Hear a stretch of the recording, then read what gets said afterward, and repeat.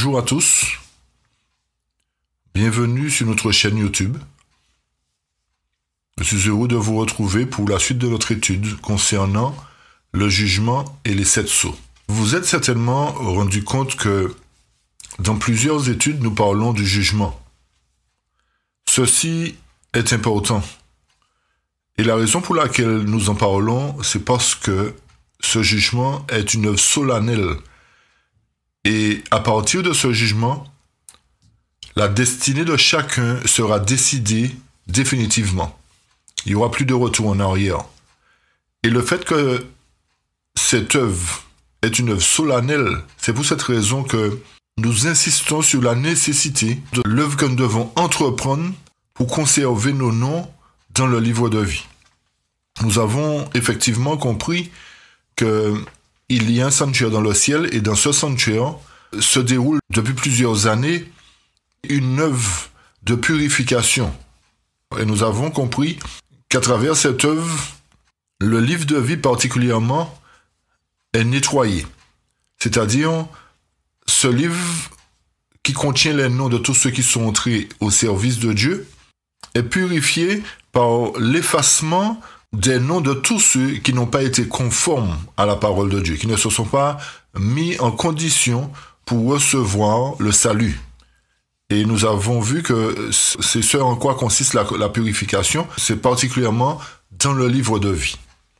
Nous avons vu aussi qu'il existe bel et bien un sanctuaire dans le ciel et que c'est pour cette raison qu'il y a un jugement, qu'il y a des trônes qui ont été placés, qu'il y a l'ancien des jours, l'agneau digne d'ouvrir le livre, etc.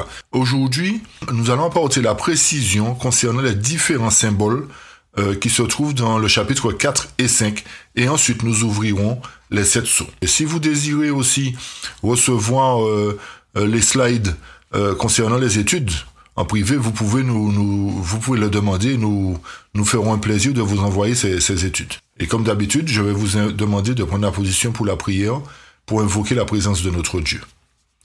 Éternel Dieu d'Israël, Dieu de bonté, d'amour et de fidélité, je suis infiniment reconnaissant vers toi pour tes promesses envers nous, pour ta bonté, ta patience à notre égard.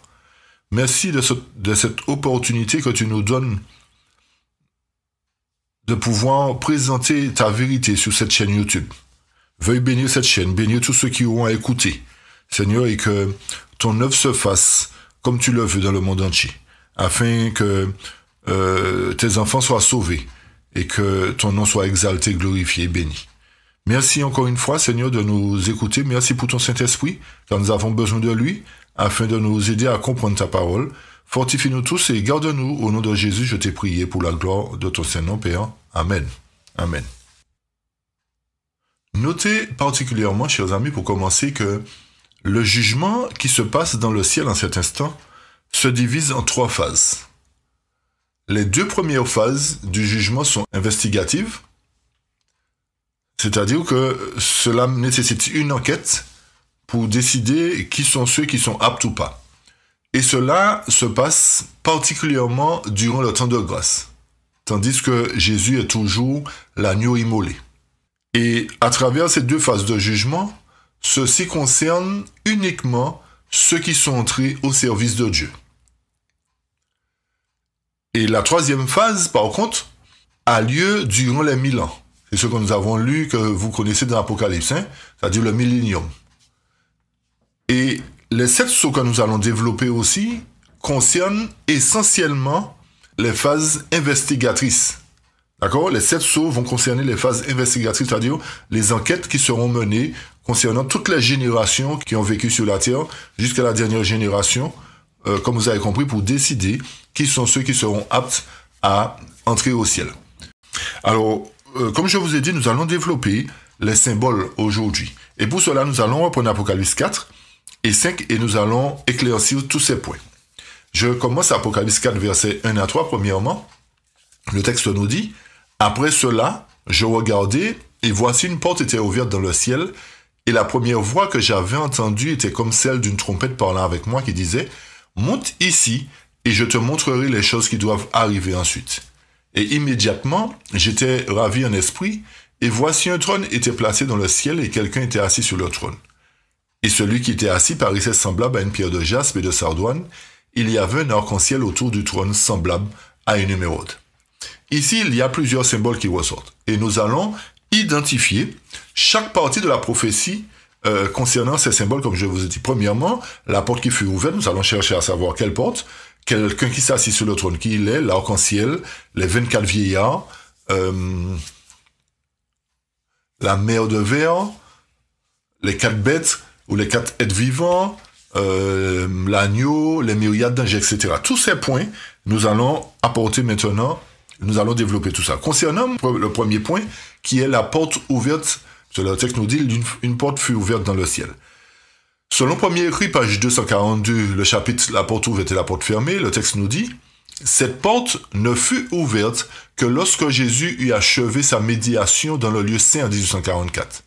C'est alors que le Sauveur se leva, ferma la porte du lieu saint, ouvrit la porte du lieu très saint et pénétra au-delà du second voile, où il se tient maintenant à côté de l'arche, et c'est là que peut l'atteindre la foi d'Israël.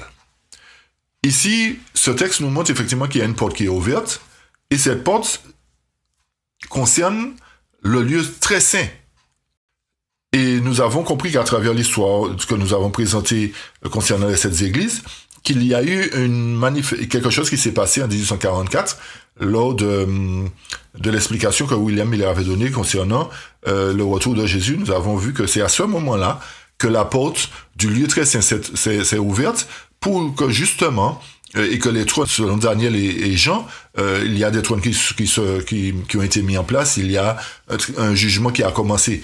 Et cette porte s'est ouverte justement sur le tribunal de Dieu, sur la seconde pièce du sanctuaire, pour que l'Éternel puisse commencer le jugement de tous ceux qui sont entrés à son service. C'est pour cette raison que, comme au temps d'Israël, il y avait 2 pièces du sanctuaire et une fois par an, dans le lieu très saint, il y avait la purification totale des péchés qui avaient été confessés, qui avaient été présentés, qui avaient été confessés pendant toute l'année. D'accord? Alors c'est pour cette raison que le Seigneur est dans cette pièce aujourd'hui, dans ce lieu très saint, pour purifier les livres, pour mener une enquête sur la vie de tout un chacun qui sont entrés à son service et pour décider s'ils sont aptes ou pas à entrer dans son ciel. Parce que rien de souillé, notez, n'entrera dans le ciel. Alors, cette porte ouverte, nous avons dit, c'est la porte du lieu très saint. Le texte nous dit qu'il y a quelqu'un qui s'est assis. Je ne pense pas qu'on ait besoin de beaucoup de commentaires sur cela. Nous savons que celui qui est assis sur le trône qu'on appelle l'Ancien des Jours, c'est Dieu le Père. D'accord? C'est lui le juge principal, c'est lui qui chapeaute tout cela. OK? L'arc-en-ciel, qui est justement dans ce sanctuaire qui entoure le trône de Dieu, représente la fidélité de Dieu à ses promesses. Puisque, rappelez-vous que selon Genèse 9, versets 12 à 15, le texte nous dit, et Dieu dit, c'est ici le signe de l'alliance que j'établis entre moi et vous, et tous les êtres vivants qui sont avec vous pour les générations à toujours. J'ai placé mon arc dans la nue, et il sera un signe d'alliance entre moi et la terre. Quand j'aurai rassemblé des nuages au-dessus de la terre, l'arc paraîtra dans la nue, et je me souviendrai de mon alliance entre moi et vous, et tous les êtres vivants de toute chair, et les eaux ne deviendront plus un déluge pour détruire toute chair. Ici, nous avons compris clairement que l'Éternel a placé son arc comme je vous ai dit, un signe de fidélité pour nous montrer qu'il n'y aura plus de déluge. D'accord? Il n'y aura plus de déluge. Et dans la parabole de Jésus, à la page 122, le texte nous dit « L'arc-en-ciel qui encercle le trône de Dieu est un gage de sa fidélité. Il nous atteste qu'il n'y a en lui ni variation, ni l'ombre de changement. » Ok? Alors ici, nous avons vu effectivement que l'Éternel est fidèle. Il est toujours fidèle à ses promesses. Et une fois qu'il s'est engagé à faire quelque chose, il tient sa parole. Et c'est pour cette raison qu'à chaque fois que nous voyons une grosse pluie, même s'il y a certains moments où l'eau a tendance à monter, à inonder certaines parties du monde, mais nous avons l'assurance que Dieu nous a dit qu'il n'y aura plus de déluge qui va couvrir la totalité de la terre. Ok? C'est ce à quoi consiste ce signe, c'est pour montrer la fidélité de Dieu. Le chapitre 4, verset 4 nous dit « Et autour du trône, il y avait 24 sièges, et sur les sièges, je vis 24 anciens assis, vêtus de vêtements blancs, et ils avaient sur leur tête des couronnes d'or. » La première question, pourquoi ces 24 anciens ont-ils des couronnes? D'accord? Parce que le verset 4 nous dit qu'ils avaient sur leur tête des couronnes d'or, ils ont des vêtements blancs, etc.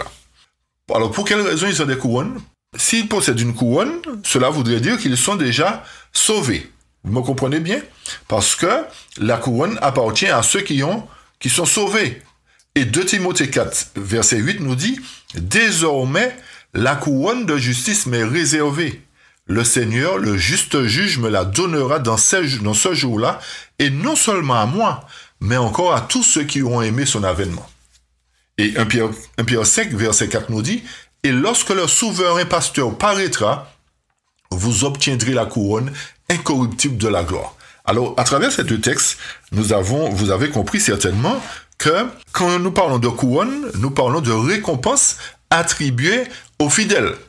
Et étant donné que les 24 vieillards sont dans le ciel, nous devons comprendre par là que ces 24 vieillards représentent une partie des saints qui ont été sauvés déjà. Ok? À quel moment ils ont été sauvés? Nous allons apporter les points dans quelques instants. Alors, donc, ces 24 vieillards, s'ils sont dans le tribunal, ils sont dans le sanctuaire pour participer au jugement, ces 24 vieillards, vous devez le comprendre, représentent le jury. Le jury qui sera là, et ils font partie de ceux qui sont montés avec le Christ. D'accord? Rappelez-vous que lorsque Christ est ressuscité, il a emmené des captifs avec lui, des gens qui ont été sauvés. Et les couronnes d'or, donc, que nous avons citées tout à l'heure, signifie leur capacité à agir sur chaque cas. Et le fait qu'ils ont aussi des robes blanches montre qu'il s'agit d'hommes rachetés. Alors vous voyez qu'il y a plusieurs points. Ils ont des couronnes, ils ont aussi des robes blanches. Et rappelez-vous que la robe blanche représente la robe de justice ou encore le caractère pur que nous devrions avoir. Alors autrement dit, comme je vous ai présenté tout à l'heure, ces 24 vieillards ont déjà été rachetés, ils sont sauvés et ils servent de jury à l'Éternel. Pourquoi ils sont là en fait pour servir de jury? Parce que l'Éternel veut qu'il y ait des humains qui prennent part au jugement qui se fait dans le sanctuaire en ce moment. Pour quelle raison? Parce que l'Éternel veut être clair devant tous les hommes. Il veut prouver qu'il ne fait pas de parti pris. Il veut prouver par là que ces jugements sont équitables.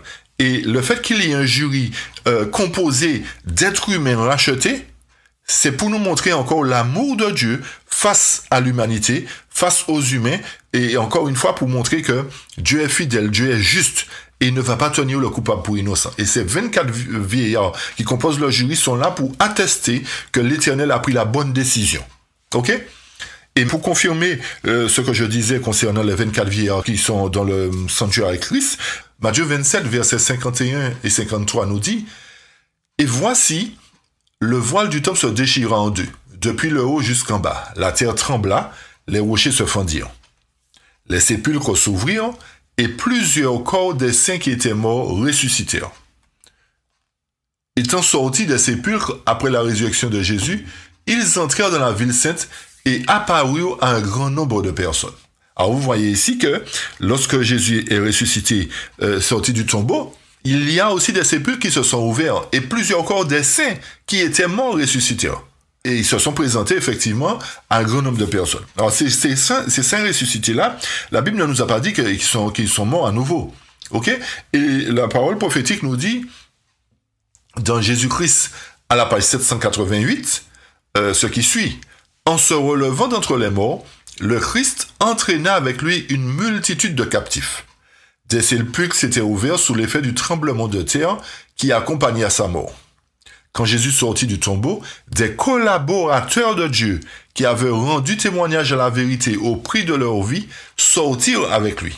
Écoutez la fin, ils devaient maintenant être les témoins de celui qui les avait ressuscités des morts. Alors vous voyez, chers amis, que ces gens-là qui ont été ressuscités montrent qu'ils ont été rachetés parce que seuls les rachetés possèdent des robes blanches et des couronnes.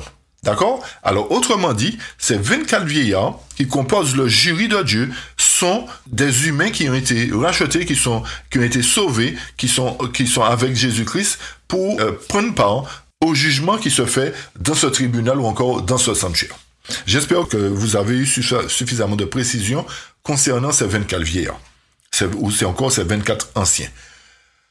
Il y a dans ce sanctuaire 7 lampes ardentes. Ces 7 lampes ardentes représentent les lumières que donne le chandelier.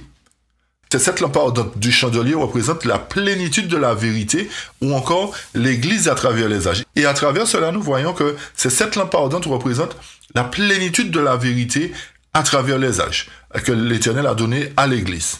Ok? Et pour confirmer encore, nous allons dans Conseil à l'Église, au chapitre 64. Le texte nous dit ceci. « Lorsque Saint Jean eut le privilège de contempler en vision le temple qui est dans le ciel, il vit devant le trône 7 lampes ardentes. Là, le prophète y aperçut les 7 lampes ardentes et l'autel d'or représenté par le chandelier d'or et l'autel des parfums du sanctuaire terrestre. » Alors, vous avez vu que les 7 lampes ardentes sont représentées par le chandelier d'or. Le chandelier qui est un symbole de l'Église, qui éclaire, qui a la plénitude de la vérité et qui doit éclairer aussi les autres. Ok, nous poursuivons maintenant au verset 5 du chapitre 4. Le texte nous dit « Et du trône provenaient des éclairs, des tonnerres et des voix.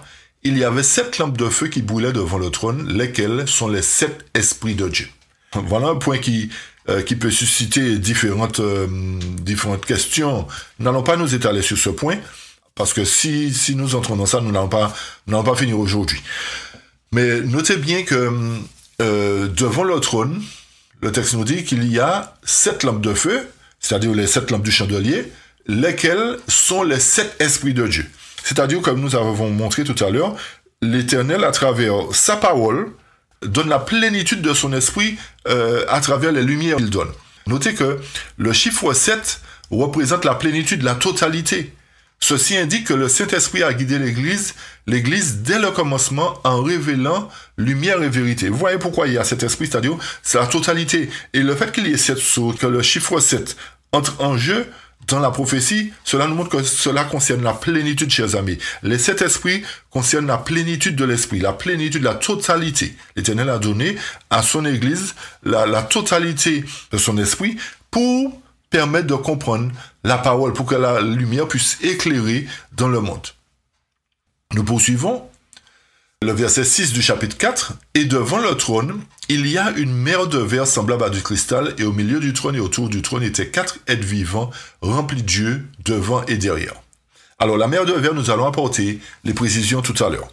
Mais notez que le verset 6 du chapitre 4, cette scène-là où on voit la mer de verre comme du cristal qui est autour du trône, cette scène se passe durant le jugement. Pourquoi je précise cela? Parce que le chapitre 15 d'Apocalypse va nous montrer un point important. D'accord? Je reprends ce que je dis. C'est-à-dire que le verset 6 nous montre que sur la mer de verre, il n'y a encore personne. Au verset 6. Cela sous-entend que le fait qu'il n'y ait encore personne, il n'y a pas encore de racheté. Vous allez comprendre pourquoi je dis ça. Tandis que le chapitre 15, par contre, nous dit ceci.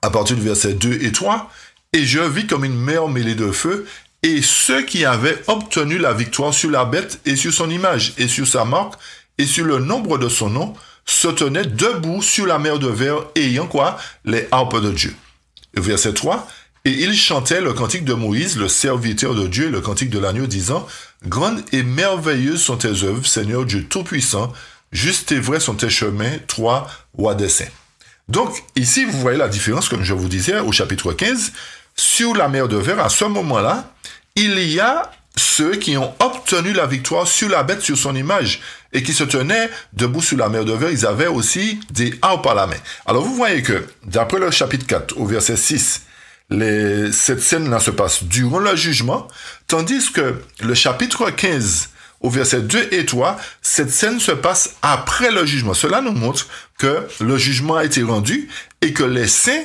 ont été jugés dignes d'entrer dans l'éternité, d'entrer dans le royaume de Dieu, d'entrer dans le plan de Dieu.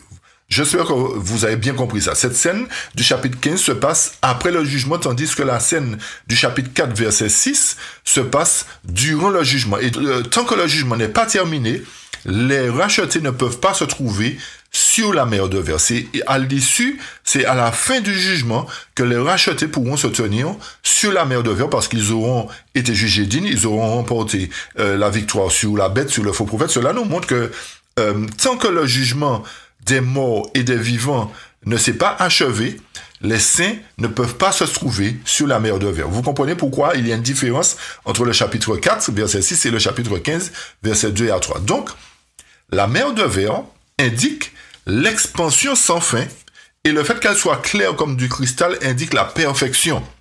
Et les deux réunis représentent la perfection éternelle, la vie éternelle ou encore l'éternité. La mer de verre représente quoi? La vie éternelle ou l'éternité.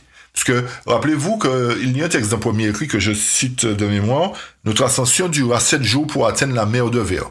Tout ceci nous montre qu'effectivement, le fait que nous prendrons un laps de temps pour entrer dans la mer de verre montre que nous entrerons dans l'éternité. D'accord? C'est pour cette raison que, d'après le chapitre 15, ce sont les vainqueurs qui seront sur cette mer de verre, symbole de l'éternité. C'est symbole de la perfection éternelle puisqu'ils sont dignes, ils sont entrés, ils sont saints, ils ont été jugés dignes, il n'y a pas d'imperfection en eux et à ce moment-là, ils entrent dans l'éternité de Dieu. Ok? Et je lis un texte dans Événements des derniers jours, au chapitre 3, au paragraphe 123, qui nous dit ceci. Lorsque nous nous tiendrons avec les rachetés sur la mer de verre, munis des harpes d'or et des couronnes de gloire, devant quoi? L'immensité de l'éternité. Alors nous comprendrons combien courte était la période d'attente et d'épreuve. Alors vous voyez ici effectivement qu'il est fait mention de l'immensité de l'éternité. Le fait d'être sur la mer de verre nous montre que nous entrons dans l'éternité comme je vous ai dit. Nous poursuivons au verset 8 du chapitre 4. Et là nous allons développer la notion des 4 êtres vivants. Ok? Parce qu'il y a beaucoup de personnes, effectivement, qui n'ont toujours pas compris ce que représentent les êtres vivants. Certains disent que ce sont des anges, etc. Nous allons apporter les précisions pour chacun de vous, pour que vous puissiez bien comprendre qui sont ces êtres vivants. Le verset 8 nous dit, « Les 4 êtres vivants ont chacun 6 ailes, et ils sont remplis Dieu tout autour et au-dedans, et ils ne cessent de dire jour et nuit, Saint, Saint, Saint est le Seigneur. » Alors, la première question que nous allons nous poser, c'est la suivante. Est-ce que les 4 êtres vivants sont des anges, effectivement? Pourquoi? Parce que le texte nous dit qu'ils ont 6 ailes. Rappelez-vous qu'il y a une notion qu'il y a des chérubins et des séraphins. Ok? Il y a une partie qui a 6 ailes, une autre partie qui a 4 ailes. Mais est-ce que, effectivement, ces êtres sont des anges? Rappelez-vous que lors d'une étude que nous avons faite sur Apocalypse 13, Apocalypse 17, nous avions montré que les ailes sur les différents animaux de Daniel, que Daniel avait présentés, c'est-à-dire le lion, le léopard à 4 têtes, il y avait des ailes. Et il y avait un ours aussi qui représentait l'Empire médo-persan, qui avait 3 côtes dans sa gueule. Et beaucoup de personnes ont dit que les ailes représentent la rapidité. Mais nous avons montré à travers la parole, nous avons montré que ces ailes ne peuvent pas représenter la rapidité. Parce que si c'était le cas, les ailes auraient dû être sur l'ours, c'est-à-dire l'Empire médo-persan. Parce qu'en une nuit, le royaume babylonien est tombé. La même nuit, c'est-à-dire l'Empire a été donné au royaume médo-perse. Alors, si, logiquement parlant, les ailes auraient dû être sur l'os. Il n'aurait pas dû avoir 3 côtes. Alors, bon, il y a eu beaucoup d'interprétations sur ça. Nous n'allons pas retourner dessus, mais nous avons montré simplement que les ailes représentent des périodes de temps. À partir de la création. De la création au déluge, il y avait une période de temps. Et du déluge, l'Empire babylonien, c'était la deuxième période de temps. Alors, c'est pour cette raison qu'il y a 2 ailes. Et quand nous avons poursuivi, l'Empire médo-persan était la troisième empire universel, ok? Ensuite, le royaume grec était le 4e empire universel, et nous avons vu que les ailes se retrouvaient à ce moment-là sur la 4e bête qui représentait la 4e période de temps. Alors, pour bien comprendre ceci, le fait que les 4 êtres vivants possèdent 6 ailes, ceci nous montre que ces 6 ailes sont aussi des périodes de temps. Le fait d'avoir 6 ailes représente 6 périodes de temps, les 6 périodes de sceaux. Ces 6 périodes dans lesquelles les sceaux vont passer en revue. Au début, nous avons dit que le jugement se divise en 3 phases. Une phase concernant les morts, une phase concernant les vivants et la 3e phase concernant les méchants. Rappelez-vous qu'il y a 7 sceaux. Le fait qu'il y ait 7 sceaux, cela nous montre que le jugement des morts va englober 6 sceaux, 6 périodes de temps. D'accord? C'est pour cette raison que nous avons montré que les 6 ailes représentent des périodes de temps. Et que le fait que le jugement des morts va se terminer sous le 6e sceau, et que le jugement des vivants va commencer sous le 7e sceau, vous savez, c'est pour cette raison, je vous donne déjà des éléments concernant le jugement des vivants, à quel moment il va se faire. Il va se faire au début du 7e sceau, et cela nous montre que le fait que le jugement des vivants commence au début du 7e sceau, les 6 sceaux qui ont précédé représentent justement ces 6 périodes de temps dans lesquelles ont été jugés, dignes ou pas, ceux qui sont entrés au service de Dieu. C'est pour cette raison qu'il y a 6 ailes qui représentent 6 périodes de temps, ou on va dire encore plus clairement pour vous, 6 sceaux. 6 périodes de sceaux. Alors donc, à travers ceci, vous avez déjà un élément de réponse pour montrer que ces êtres vivants-là ne sont pas des anges. Si on avait posé la question, sont-ils des anges? À travers l'explication, vous voyez bien que ce ne sont pas des anges. Et vous allez revoir les études, si vous avez le temps, concernant Apocalypse 17, Apocalypse 13, pour revoir un petit peu ce que nous avions présenté concernant les ailes. Ok? Et notez bien que il n'y a pas, si les ailes représentent la rapidité, à quoi, posez-vous la question, à quoi servent ces ailes-là sur les 4 êtres vivants? En quoi ils doivent être rapides? Vous comprenez ce que je veux dire? C'est-à-dire que si le symbole des ailes veut dire rapidité, il n'y a pas de raison que les êtres vivants soient rapides. En quoi? Qu'est-ce que ça a à voir là, la rapidité? Vous comprenez ce que je veux dire? Il n'y a pas de raison d'être rapide, que les êtres vivants soient rapides là, dans le sanctuaire. Ok? Alors vous voyez bien que les ailes ne peuvent pas représenter la rapidité. Alors nous poursuivons concernant l'explication des êtres vivants. Le chapitre 7, verset 11 d'Apocalypse fait la distinction entre les anges, les vieillards et les êtres vivants. Et le texte nous dit, « Et tous les anges se tenaient autour du trône, et des vieillards et des 4 êtres vivants. Et ils se prosternèrent sur leur face devant le trône et ils adorèrent Dieu. » Alors vous voyez ici, au verset 11 du chapitre 7, qu'il y a des anges, qu'il y a des vieillards, c'est-à-dire les 24 vieillards, et aussi des êtres vivants. Alors, quand le texte nous parle d'êtres vivants, qu'est-ce que cela veut dire? Parce que la Bible nous dit des êtres vivants. Qu'est-ce que cela peut bien vouloir dire? Nous irons dans Genèse, chapitre 9, verset 15, pour apporter un élément de réponse. Le texte nous dit, verset 15, « Et je me souviendrai de mon alliance entre moi et vous, et tous les êtres vivants de toute chair, et les eaux ne deviendront plus un déluge pour détruire toute chair. » Ici, nous voyons que l'Éternel fait une alliance entre lui et tous les êtres vivants, chers amis.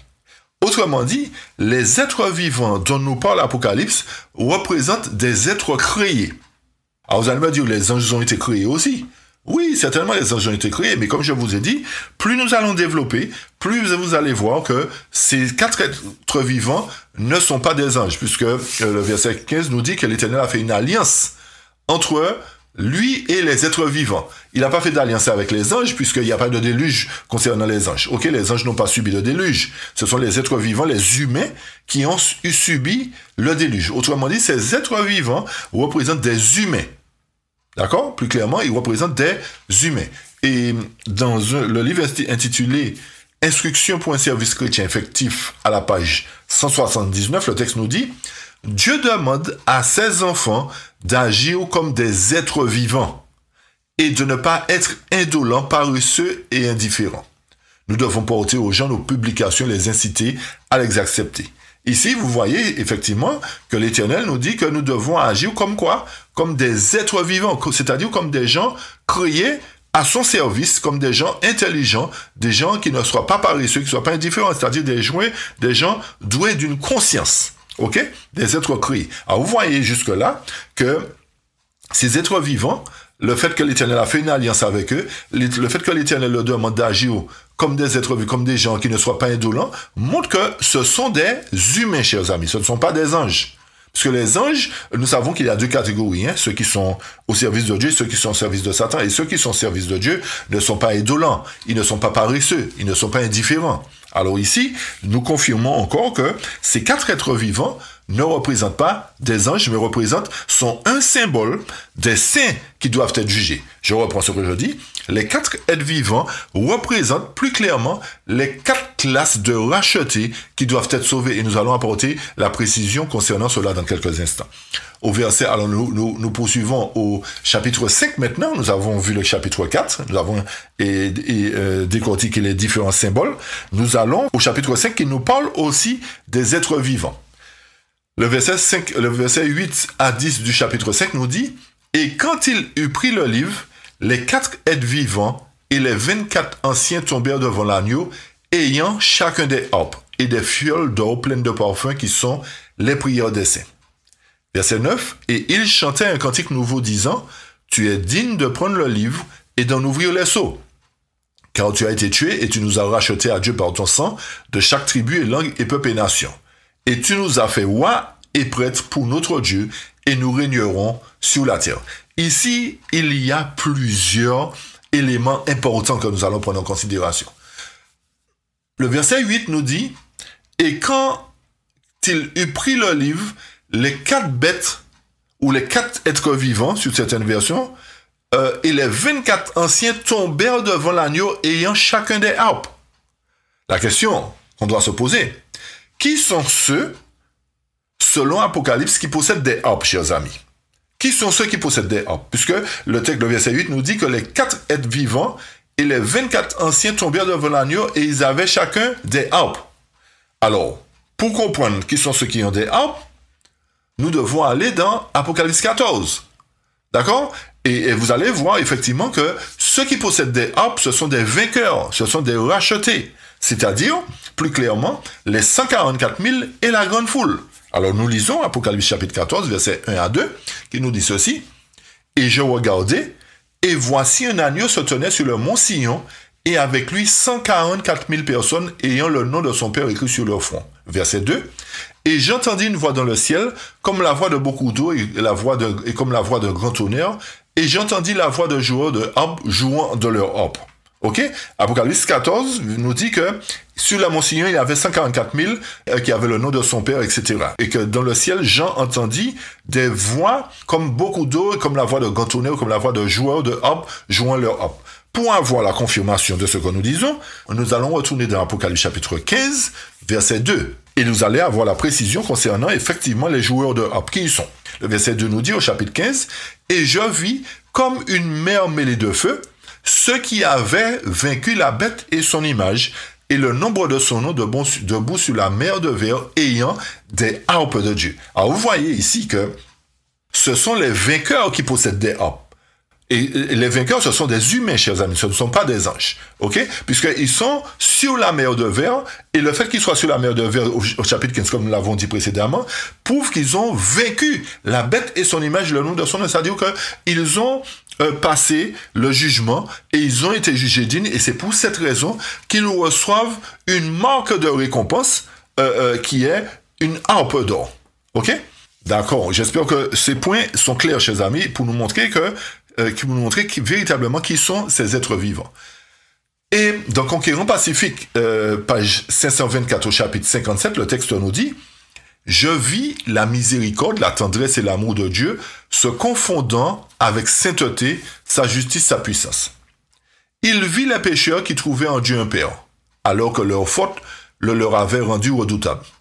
Et tandis qu'il regardait le point culminant du conflit, c'est-à-dire Jean, il contemplait Sion et ceux qui avaient vaincu debout sur la mer de verre, ayant des harpes de Dieu, et il chantait le cantique de Moïse et de l'agneau. » Alors vous voyez ici, chers amis, qu'il y a une confirmation pour nous montrer que les rachetés, ce sont eux qui possèdent des harpes de Dieu. D'accord? Et qui vont jouer comme signe de remerciement le fait qu'ils aient été sauvés. Notez un point particulier. Notez que selon le chapitre 5, versets 9 et 10, selon la version King James, pas la nouvelle King James, c'est la version King James originale, l'ancienne version, selon le chapitre 5, versets 9 et 10, les 24 vieillards et les 4 êtres vivants chantaient un cantique. Je vais vous demander, vous allez lire attentivement chez vous. Et remarquez bien que, comme je vous ai dit, prenez la version. Si vous n'avez pas la version King James, si vous l'avez en anglais sur le net, l'ancienne version, faites-la traduire. Comme ça, vous allez bien comprendre ce que je dis. Faites-la traduire, ou sinon, vous allez, vous cherchez la Bible King James en français, la bonne version, parce qu'il y a des versions qui ont été encore modifiées un petit peu. OK? Mais vous allez bien remarquer que ces 24 vieillards qui sont dans le ciel, qui ont été rachetés par le sang de Jésus parce ils possèdent déjà des couronnes, ces 24 vieillards ainsi que les 4 êtres vivants étaient en train de chanter un cantique. Ils chantaient un cantique. Alors, si ces 24 vieillards et ces 4 êtres vivants chantaient ce cantique, que représente ce cantique? Que veut bien dire ce cantique? Pour quelle raison ce sont eux qui chantent le cantique? Le verset 3 du chapitre 15 nous dit « Et ils chantaient le cantique de Moïse, le serviteur de Dieu, et le cantique de l'agneau. » Alors, à quel moment dans l'histoire, les enfants d'Israël, par exemple, ont-ils eu l'occasion de chanter le cantique de Moïse? Si vous vous rappelez bien, c'est lors de la sortie d'Égypte que ce cantique a été chanté. Et ce cantique symbolisait pour eux leur libération de l'esclavage.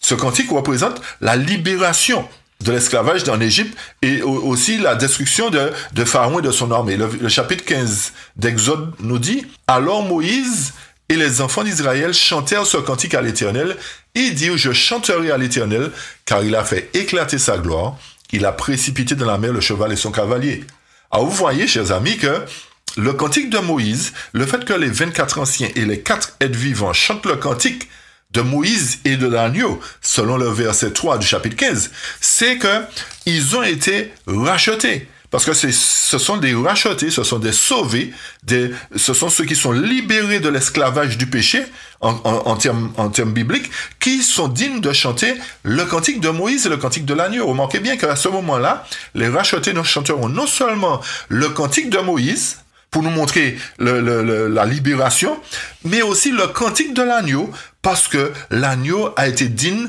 d'avoir racheté les êtres humains. Ok, vous comprenez pourquoi ils vont chanter non seulement le cantique de Moïse et de l'agneau, et remarquez, comme je vous ai dit, que ce sont les 24 anciens et les 4 êtres vivants. Cela nous montre encore une fois de plus que ces deux groupes-là, c'est-à-dire les 24 anciens et les 4 êtres vivants, représentent des rachetés. Les 24 anciens sont déjà sauvés, nous avons dit, hein, mais les 4 êtres vivants représentent des classes de rachetés, les 4 classes de rachetés qui seront sauvées. Alors, j'espère que ce point aussi est suffisamment clair pour vous. Et nous allons lire un passage qui se trouve dans Conseil à l'Église, page 286, au chapitre 65, qui nous dit ceci. « Ce reste fut non seulement pardonné et accepté, mais aussi honoré. Un turban pur est placé sur leur tête. Ils doivent être un royaume et des sacrificateurs pour Dieu. » Lorsque Satan intensifiait ses accusations, des anges invisibles allaient et venaient, plaçant sur les fidèles le sceau du Dieu vivant. Écoutez bien la suite. Ce sont ceux qui se tiendront sur la montagne de Sion avec l'agneau et qui porteront sur leur front le nom de Dieu. Ils chanteront un cantique nouveau devant le trône. Vous voyez qui sont ceux qui vont chanter le cantique nouveau? Les rachetés. Cantique que nul en dehors des 144 000 rachetés ne peut entonner. Ce sont ceux qui suivent l'agneau partout où il va. Ils ont été rachetés d'entre les hommes comme des prémices pour Dieu et pour l'agneau, et dans leur bouche, il ne s'est point trouvé de mensonge, car ils sont irrépréhensibles. Chers amis, à travers ce texte, nous voyons que il est fait mention des 144 000. Quand vous reprenez l'histoire du peuple dans le désert, il s'agissait du peuple d'Israël. Et les 144 000, nous avons montré plusieurs fois qu'ils représentent Israël spirituel. D'accord? Pourquoi on les cite premièrement? Parce que c'est Israël qui doit être délivré premièrement pour être une lumière pour le monde. Et c'est pour cette raison qu'ils sont en mesure de chanter le cantique de Moïse et de l'agneau. Alors ici, encore une fois, nous avons la confirmation que ce sont les rachetés qui chantent le cantique de Moïse, et non seulement le cantique de Moïse, mais aussi le cantique de l'agneau. D'accord? Ok. Alors, au verset 9, nous poursuivons. Au verset 9, le texte nous dit... Du chapitre 5, hein, « Car tu as été tué, et tu nous as rachetés à Dieu par ton sang de chaque tribu et langue, peuple et nation. » Alors, comme je vous ai dit, ceci, c'est de la version King James. Hein.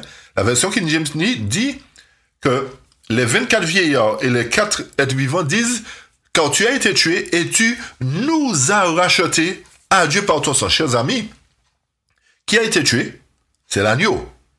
Et pour qui a-t-il été tué, chers amis? Est-ce qu'il a été tué pour les anges? Non. Il a été tué pour les êtres humains, c'est-à-dire ceux qui doivent être rachetés. Il n'a pas été tué pour les anges, chers amis. Alors vous comprenez bien que le fait que les 4 êtres vivants et les 24 vieillards sont en mesure de dire que tu nous as rachetés, cela montre qu'ils sont les représentants de ceux qui doivent être sauvés, chers amis. Ok? Alors, à la question, est-ce que les 4 êtres vivants représentent des anges? Non, parce que les anges n'ont pas été rachetés. Parce qu'ils sont restés au service de Dieu depuis la création. Ce sont les humains qui ont été rachetés. Alors, vous voyez encore une fois de plus que les 4 êtres vivants représentent des humains.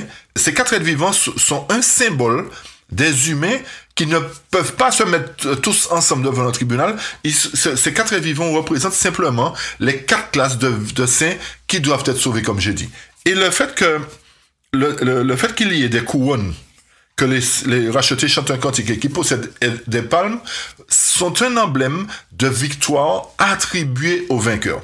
Je reprends, vous avez bien compris? La couronne, le cantique, la harpe que chacun possédera est un emblème de victoire attribuée aux vainqueurs. Et pour confirmer ceci, nous allons dans le passage dans le livre Avec Dieu chaque jour du 9 décembre qui nous dit ceci. Avant d'entrer dans la cité de Dieu, le Seigneur distribue à ses disciples les emblèmes de la victoire et les investit des insignes de la royauté. Vous avez compris ça? L'Éternel, avant d'entrer dans la cité, le Seigneur fait quoi? Il attribue à ses disciples les emblèmes de la victoire et les investit des insignes de la royauté. Alors, notez bien, comme nous avons toujours dit, qu'il n'y aura pas que 144 000 sauvés seulement. D'accord? Les 144 000 représentent Israël, représentent la maison de Dieu premièrement. D'accord? Et ensuite, il y a une grande foule que personne ne peut compter qui vont faire partie aussi de la maison de Dieu après. D'accord? Ok.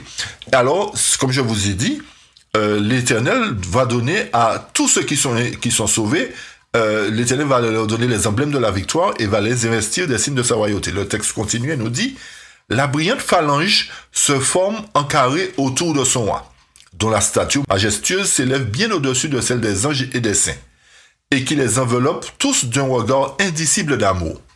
À l'innombrable armée des saints, les yeux fixés sur lui contemplent la gloire de celui dont le visage était défiguré, tant son aspect différait de celui des fils de l'homme. De sa main droite, écoutez bien, Jésus place la couronne de gloire sur la tête des vainqueurs. Alors, comme je vous avais dit tout à l'heure, les 24 vieillards possédaient déjà une couronne parce qu'ils étaient déjà rachetés. Mais les 4 êtres vivants, remarquez bien, ils n'avaient pas de couronne. Chacun reçoit une couronne portant son nom nouveau et l'inscription sainteté à l'Éternel. Et écoutez encore, chacun reçoit aussi des palmes de victoire et une harpe étincelante. Alors, vous voyez pourquoi je vous ai expliqué tout à l'heure le fait que les 24 anciens et les 4 êtres vivants avaient des harpes, ils chantaient le cantique de Moïse. Cela était un symbole, effectivement, de ceux qui ont été investis, qui ont été jugés dignes de recevoir les emblèmes de la victoire. Autrement dit, des humains, chers amis. Ok? Alors, à travers ce texte, j'espère que, une fois de plus, les choses deviennent de plus en plus claires pour vous, pour savoir maintenant qui sont les êtres vivants, s'ils étaient des anges ou pas. Vous avez compris, j'espère que ce ne sont pas des anges, mais ce sont des êtres vivants, des humains qui ont été rachetés. Pour apporter un éclaircissement encore, remarquez que les êtres vivants et les 24 vieillards font un total de 28. Logiquement, il est impossible que 28 personnes seulement puissent être rachetées de toute tribu, puisque c'est eux qui ont... Le texte nous dit qu'ils chantent le cantique de Moïse et de l'agneau. Alors, cela ne voudrait pas dire qu'il y aura que 28 personnes sauvées, de toute tribu, de toute langue, de tout peuple. Non. Car si l'on prenait un racheté parmi chaque nation, il se compterait par milliers au lieu de 28. Il est donc évident que les 4 êtres vivants, comme je vous ai dit, symbolisent 4 groupes de saints. Et c'est ce que nous allons lire maintenant, qui proviennent de toute tribu, de toute langue, de tout peuple. Alors je vous invite à lire justement ce que je vous disais concernant les 4 classes de rachetés dans la tragédie des siècles, à la page 722, le chapitre « La fin de la tragédie ». Nous allons identifier les 4 classes. Tout près du trône se trouvent placés ceux qui, d'abord zélés pour la cause de Satan, puis véritables brandons arrachés du feu, ont servi leur Dieu avec une grande ferveur. Ça, c'est la première classe, chers amis. Ce sont des véritables brandons arrachés du feu, ils étaient zélés pour la cause de la vérité. C'est la première classe. La deuxième classe, écoutez maintenant. Après eux, se tiennent ceux qui manifestèrent un caractère chrétien au milieu de l'imposture et de l'incrédulité, ceux qui ont honoré la loi de Dieu quand le monde chrétien a déclaré aboli. D'accord? Ça, c'est la deuxième classe de rachetés. Vous avez bien compris? Une classe des brandons arrachés du feu. Deuxième classe, une classe qui a honoré Dieu alors que beaucoup disaient que la loi de Dieu était abolie et que ces gens-là vivaient à une époque d'imposture et d'incrédulité totale. Ça, c'est la deuxième classe. La troisième classe, écoutez maintenant. Puis, les millions de fidèles qui, dans tous les siècles, ont été immolés pour leur foi. Cette classe représente des martyrs. D'accord? Vous avez vu 3 classes déjà.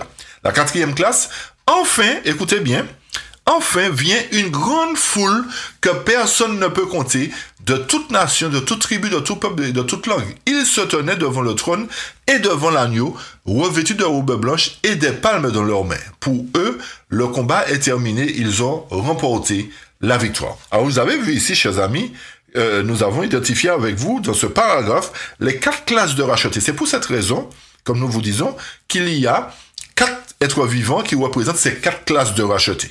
Et nous allons revenir dans l'Apocalypse chapitre 7 maintenant pour apporter l'explication concernant les autres symboles qui se trouvent concernant ces 4 êtres vivants. Le chapitre 4, verset 7 nous dit « Le premier être vivant est semblable à un lion. Le second être vivant est semblable à un veau. Le troisième être vivant a la face d'un homme.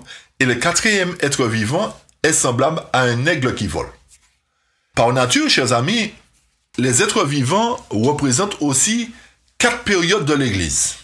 D'accord? Le premier être vivant est semblable à un lion, nous dit le texte. Le lion est le roi des animaux. Vous le savez tous. Et il est utilisé pour représenter la première période de l'Église, avant la partie cérémonielle avec laquelle commence le jugement, puisque c'est pour cette raison que je vous ai dit au départ qu'il faut bien placer les sceaux. Si nous interprétons mal les sceaux, nous allons mal interpréter le reste.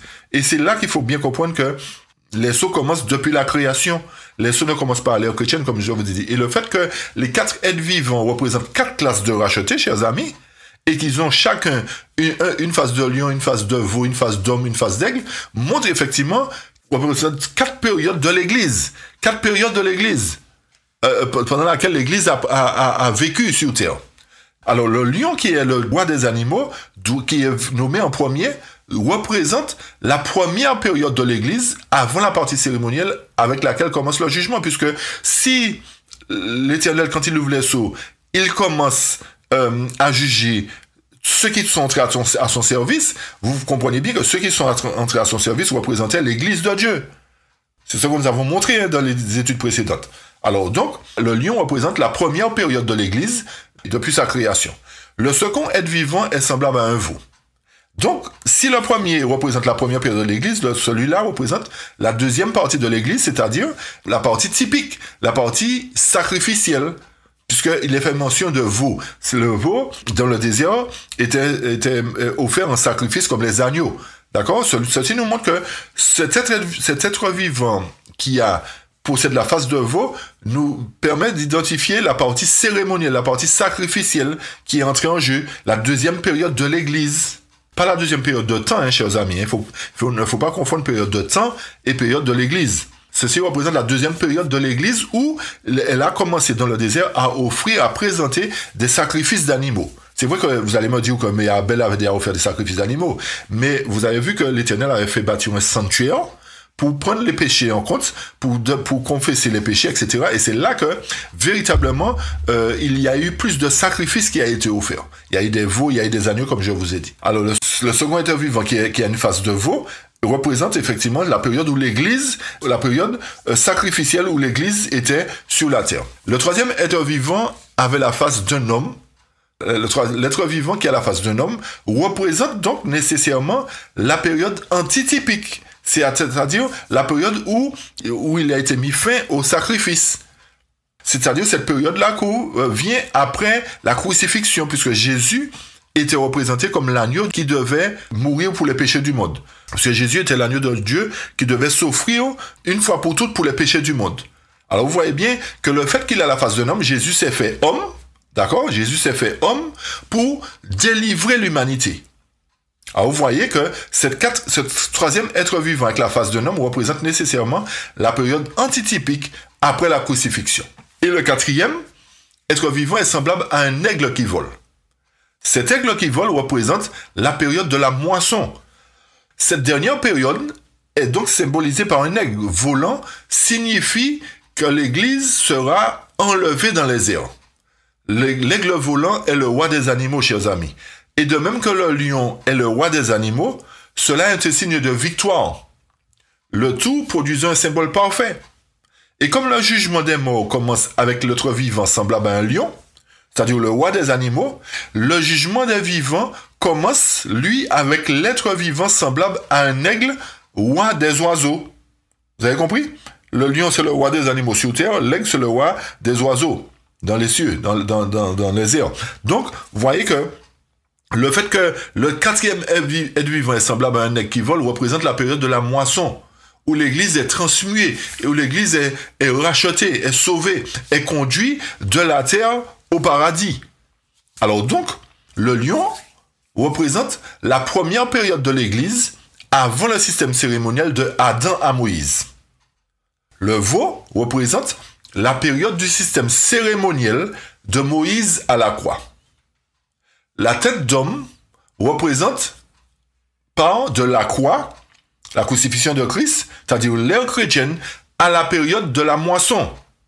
La tête d'homme part de la croix, c'est-à-dire l'ère chrétienne, à la période de la moisson des 144 000 et de la grande foule. Et donc l'aigle, le quatrième être vivant qui a la face d'aigle, représente la période de l'Église, la période où l'Église doit être transmuée. C'est-à-dire les 144 000, la grande foule, tous les rachetés doivent être transmués pour entrer justement à ce moment-là sur l'Apocalypse 15, sur la mer de verre. Alors pourquoi il y a eu des symboles des bêtes? Pourquoi des bêtes? Pourquoi des faces de bêtes? Parce que selon Daniel et Jean, les bêtes sont un symbole des royaumes du monde. Et c'est pour cette raison que l'Éternel a gardé le symbole des bêtes pour montrer effectivement que cela représente des royaumes du monde. Ok, alors jusque-là, j'espère que tous ces points sont clairs pour vous, chers amis. Alors, le chapitre 4 nous dit encore qu'il y avait que ces 4 êtres vivants avaient des yeux devant et derrière. Le fait qu'ils étaient remplis d'yeux, qu'ils avaient plusieurs yeux devant et derrière, montre que les yeux donnent la lumière au corps. Et les yeux permettent la vue. Si vous n'avez pas les yeux, c'est que vous êtes aveugle, chers amis. Et les yeux représentent la lumière du corps, la lumière qui permet de nous éclairer sur le chemin. Ceci montre que dans chaque génération, le peuple de Dieu avait suffisamment de lumière. Et c'est pour cette raison que nous avons parlé des 4 classes de rachetés qui sont les symboles de l'Église de Dieu, d'accord, du peuple de Dieu. Et ils ont reçu la lumière à travers les 4 périodes de l'Église.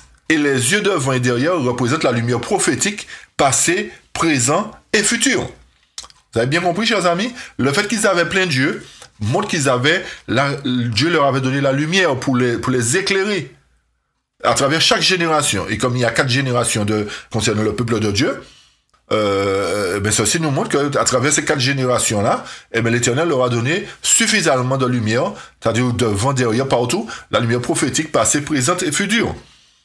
Alors, nous revenons au chapitre 5, versets 1 à 4, le texte nous dit: « Et je vis dans la main droite de celui qui était assis sur le trône un livre écrit à l'intérieur et au dos scellé de 7 sceaux. Et je vis un ange robuste proclamant d'une voix forte: Qui est digne d'ouvrir le livre et d'en délire les sceaux? Et nul homme, ni dans le ciel, ni sur la terre, ni sous la terre, ne fut capable d'ouvrir le livre, ni de le regarder. Et moi je pleurais beaucoup, parce que nul homme ne fut trouvé digne d'ouvrir et de lire le livre, ni de le regarder. » Donc, chers amis, nous avons prouvé déjà dans le passé que ce livre représente le livre de vie qui décide de la destinée de chacun. Ce livre, scellé de 7 sceaux, se trouve dans la main droite du grand juge. Et ce livre contient nécessairement les noms de ceux dont les péchés doivent être effacés et dont leurs noms aussi doivent être effacés. De plus, comme il s'agit du seul livre que personne dans le ciel ni sur la terre ne put ouvrir ni regarder, excepté l'agneau devant le trône, nous comprenons de manière claire que le livre scellé des 7 sceaux correspond au livre appelé le livre de vie de l'agneau. Et c'est avec lui que commence le jugement. Et c'est pour cette raison que je vous ai dit que les sceaux ne peuvent pas s'ouvrir hors contexte du jugement. Les sceaux sont obligés de s'ouvrir dans le jugement parce que les sceaux représentent des périodes où l'Éternel a envoyé des messages pour ses enfants et qu'ils ont été scellés à travers les différents messages qu'ils ont reçus. Rappelez-vous ce que je vous avais dit dans le premier ou le deuxième volet, je ne me rappelle pas trop, mais je vous avais montré effectivement que tous ceux qui sont entrés au service de Dieu, ils ont été scellés à travers la connaissance qu'ils avaient reçue. S'ils avaient 5% de connaissances, ils ont été scellés par rapport à ces 5%, 10%, etc. C'est pour vous montrer que, effectivement, ces périodes de sceau représentent des périodes de scellement où l'Éternel a envoyé des messages. Et à partir de ces messages, les hommes seront jugés. Alors, nous poursuivons. Apocalypse 20, verset 12 nous dit « Et je vis les morts, les grands et les petits qui se tenaient devant le trône.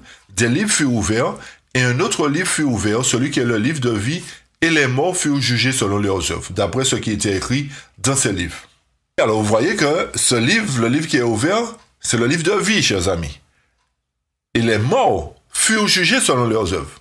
D'accord? Cela nous montre que ce sont premièrement les morts qui sont jugés. Et le chapitre 13, verset 8 nous dit « Et tous les habitants de la terre l'adoreront, ceux dont le nom n'a pas été écrit dès la fondation du monde, dans le livre de vie de l'agneau qui a été immolé. » Alors, vous voyez ici, encore, il est fait mention du livre de vie, chers amis. Alors, la parabole de Jésus, à la page 254-255, au chapitre La vigne du Seigneur, nous dit ceci. « Voilà comment les conducteurs d'Israël firent leur choix. Leur décision fut enregistrée dans le livre de vie que Jean entrevit en vision dans la main de celui qui était assis sur le trône.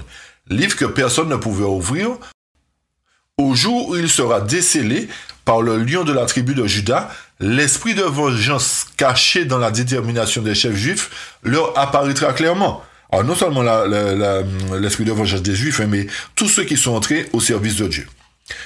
Et Apocalypse 5, versets 5 à 8, nous dit « Et l'un des anciens me dit, ne pleure pas. Voici le lion de la tribu de Juda, la racine de David, a vaincu pour ouvrir le livre et pour en délier les sceaux. Et je regardais, voici au milieu du trône et au milieu des anciens se tenait un agneau, comme s'il avait été tué, ayant 7 cornes et 7 yeux, qui sont les 7 esprits de Dieu, envoyés sur toute la terre. Et il vint, et il prit le livre de la main droite de celui qui était assis sur le trône, et quand il eut pris le livre, les 4 bêtes et les 24 anciens tombèrent devant l'agneau, ayant chacun des harpes et des fioles d'or pleines de parfums, qui sont les prières des saints. Selon le verset 5, il nous est fait mention d'un lion. Le lion, chers amis, nous savons, comme nous avons dit, c'est Jésus-Christ lui-même. Le verset 5 nous dit, et l'un des anciens me dit, ne pleure pas, voici le lion de la tribu de Juda, la racine de David, a vaincu pour ouvrir le livre. Ce lion, c'est Jésus-Christ lui-même. Et vous pouvez lire cela dans Conquérant Pacifique à la page 523, que je vous laisse le soin de lire chez vous. Alors, il y a le lion qui représente Jésus-Christ. L'agneau aussi symbolise le Christ. Alors, ne confondez pas le lion, l'agneau de Dieu, le lion de la tribu de Juda, avec la face de lion des 4 animaux, hein, chers amis. C'est pas la même chose, hein. D'accord? Ne mélangez pas cela, hein. Chaque chose doit rester dans son contexte.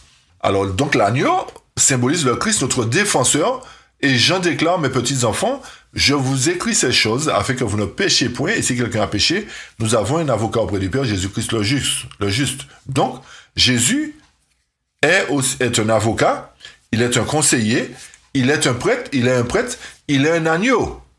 Jésus a plusieurs attributs, plusieurs titres, plusieurs fonctions. D'accord? Jésus est avocat, conseiller, prêtre. Alors, notez un point, chers amis. Tant que la Bible nous parle d'agneau, tant qu'il y a grâce. Tant qu'il nous parle d'agneau, que Jésus est agneau, c'est qu'il y a encore grâce. Ok? Ça, c'est une petite parenthèse que je voulais faire. Et le fait qu'il possédait 7 cornes, les 7 cornes, nous avons toujours expliqué que les cornes, selon Daniel, hein, représentent des pouvoirs. C'est-à-dire que le fait qu'il possède 7 cornes, l'agneau possède 7 cornes, c'est qu'il a le plein pouvoir. Il a la puissance. Il a la pleine autorité. Et puisque Matthieu 28, verset 18 nous dit, Jésus s'était approché, leur parla ainsi, tout pouvoir m'a été donné dans le ciel et sur la terre. Alors vous voyez bien que le fait qu'il possède 7 cornes montre qu'il a plein pouvoir, qu'il a la pleine puissance, qu'il a la pleine autorité et qu'il est Dieu, effectivement. Les 7 yeux qu'il possède signifient quoi? Les 7 yeux que l'agneau possède signifient la vision dans sa plénitude. C'est qu'il voit tout, prouvant que rien n'est caché à ses yeux, que rien n'est caché aux yeux de notre avocat, et que toute chose est découverte et mise à nu devant lui. Il est de même pour Dieu le Père. Si l'agneau de Dieu possède 7 yeux, effectivement, c'est qu'il a la même fonction que Dieu, le Père. Il voit toutes choses. Et c'est pour cette raison que David disait, dans Somme 119, versets 8 à 12, « Si je monte aux cieux, tu y es. Si je me couche au séjour des morts, tu vois là. Si je prends les ailes de l'aurore et que j'aille habiter à l'extrémité de la terre, là aussi ta main me conduira et ta droite me saisira. Si je dis au moins les ténèbres me couvriront, la nuit devient lumière autour de moi. Même les ténèbres ne sont pas obscures pour toi. La nuit brille comme le jour et les ténèbres comme la nuit. » Tout ceci, chers amis, pour nous montrer que les 7 cornes, les 7 esprits que Dieu possède, effectivement les 7 yeux, eh bien, représentent la plénitude, la vision totale. L'Éternel voit tout, il sait tout, il connaît tout. C'est ce que ça veut dire. Les 7 esprits de Dieu. Alors Jean nous dit que les cornes et les yeux de l'agneau sont les 7 esprits de Dieu envoyés par toute la terre. Tout ce pouvoir d'autorité de clairvoyance est incarné et manifesté par l'Esprit de Dieu. Alors, le chiffre 7, nous avons dit, représente la plénitude. Alors, si, comme certains disent, l'Esprit de Jésus ou l'Esprit de Dieu, si on compte, il y a 2 esprits seulement, l'Esprit de Dieu et l'Esprit de Jésus. Mais comme je vous ai dit, on va pas entrer dans ça. Mais bon, c'est juste pour vous montrer que le chiffre 7 représente la totalité, la plénitude, c'est-à-dire qu'il sait tout, il est partout en même temps, il connaît tout. D'accord? C'est-à-dire que l'Esprit de Dieu se manifeste. Cela nous montre que l'Esprit de Dieu est à l'œuvre dans tous les âges. L'Esprit de Dieu est à l'œuvre dans tous les âges. C'est ce que ça veut dire. Parce que Jean 14, verset 26 nous dit, « Mais le Consolateur, l'Esprit Saint que le Père enverra en mon nom, vous enseignera toutes choses et vous rappellera tout ce que je vous ai dit. » Alors, un autre symbole encore, Apocalypse 5, verset 11, « Et je regardai et j'entendis la voix de beaucoup d'anges autour du trône et des bêtes et des anciens, et leur nombre était 10 000 fois 10 000 et des milliers de milliers. » Alors ces anges-là représentent les témoins. Le fait qu'il y ait beaucoup d'anges représente les témoins. Alors rappelez-vous qu'il y a le jury, les 24 anciens, mais les anges qui représentent les témoins, chers amis. Pourquoi ils sont témoins? Nous allons lire dans Tragédie des siècles, à la page 529, ce qui suit. Le texte nous dit, « Les anges de Dieu, témoins de chacune de nos fautes, les ont infailliblement enregistrés. On peut les nier, les cacher à son père, à sa mère, à sa femme, à ses enfants, à ses amis. Le coupable peut être le seul à connaître ses torts, mais ils sont mis à nu devant les esprits célestes. » Alors vous voyez, chers amis, que comme je vous ai dit, nous laissons la parole parler. La parole nous montre bien que les anges représentent les témoins. Et dans un tribunal, et forcément, il y a des témoins. Il y a un jury, il y a les accusés, d'accord, qui sont les quatre êtres vivants, et il y a aussi les témoins. Alors tout ça, c'est pour nous montrer que le tribunal est en bonne et due forme. Il y a personne qui manque à ce tribunal-là. Personne n'est absent. Il y a le juge, il y a l'avocat, il y a les témoins, il y a le jury, et il y a les accusés qui sont représentés par les 4 classes de rachetés, les humains.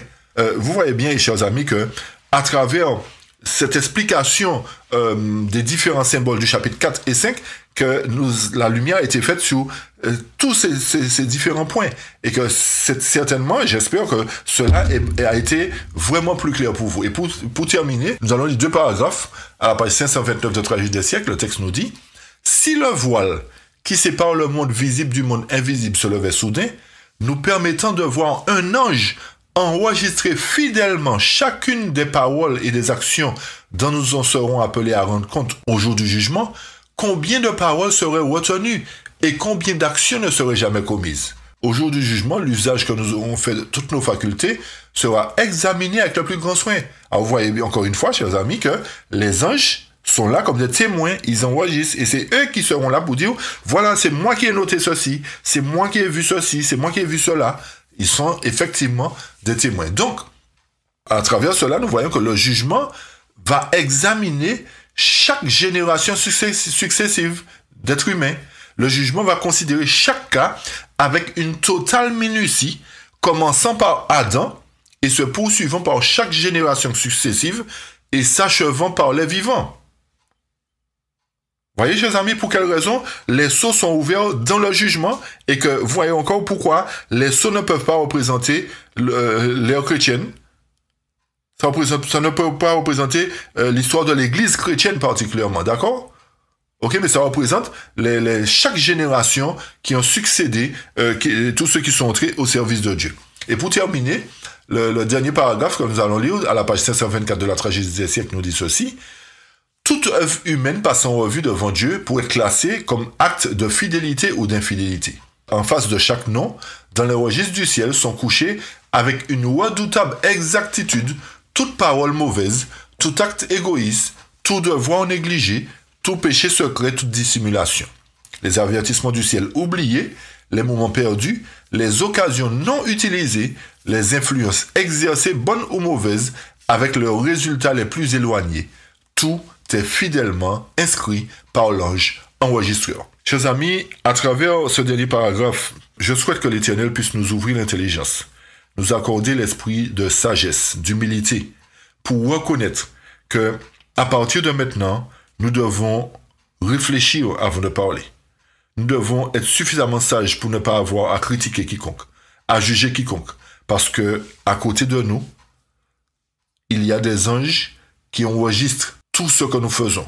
Toutes nos paroles, même si c'est pour une parole de plaisanterie, pour se moquer de quelqu'un, ces paroles-là sont enregistrées, chers amis. Et l'Éternel va nous demander compte pour ces paroles que nous aurons prononcées.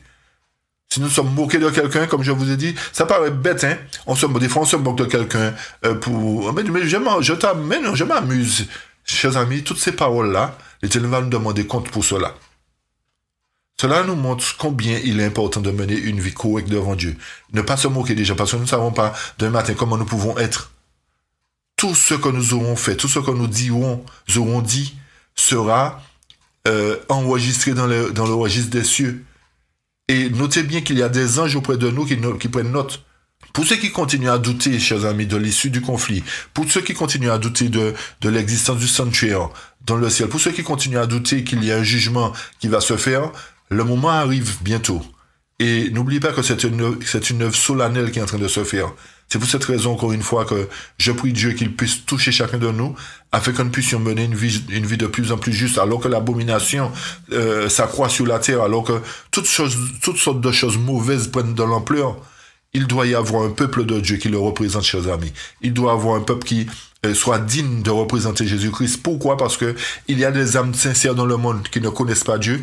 Et l'Éternel veut premièrement sauver un peuple qui lui appartient pour être une lumière pour les autres, chers amis. Et pour être une lumière pour les autres, pour que, effectivement, les âmes qui ne le connaissent pas puissent accéder à l'opportunité d'avoir cette même lumière et être sauvés. C'est pour cette raison que l'Éternel use de patience, une fois de plus, envers chacun de nous, pour qu'un maximum soit sauvé.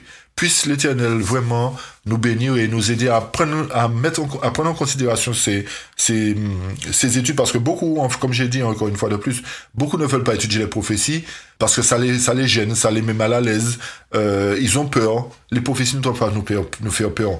Les prophéties sont là pour nous montrer l'amour de Dieu, chers amis, pour nous montrer que Jésus a un plan de salut pour nous sauver. Ça nous montre la manifestation de son amour à travers les signes qu'il nous donne pour ne pas être pris au dépourvu. Puisse vraiment l'Éternel nous aider, et la prochaine fois nous allons entrer dans les sceaux, nous allons ouvrir véritablement les sceaux. Vous voyez pour quelle raison il était important de faire toutes ces étapes pour bien comprendre que représentent les sceaux, etc. Et à partir du moment où nous allons ouvrir les sceaux, j'espère que cela sera plus clair. Vous allez voir, vous allez comprendre que le premier sceau va représenter les premiers habitants de la terre, etc., pour descendre jusqu'à nous. Et nous allons toucher un point particulier qui est la demi-heure de silence. Nous allons expliquer ce que représente cette demi-heure de silence. Alors nous allons vraiment apporter les points nécessaires pour que ces choses soient claires, pour que vous puissiez avoir toute la vérité concernant Apocalypse 4, 5, 6, 7 et tous les autres chapitres qui sont à côté. Une fois de plus, que l'Éternel vous bénisse et qu'il vous garde, chers amis, et que nous puissions, j'espère, vous retrouver la prochaine fois pour la suite de l'étude. Amen. Amen. Dieu souverain,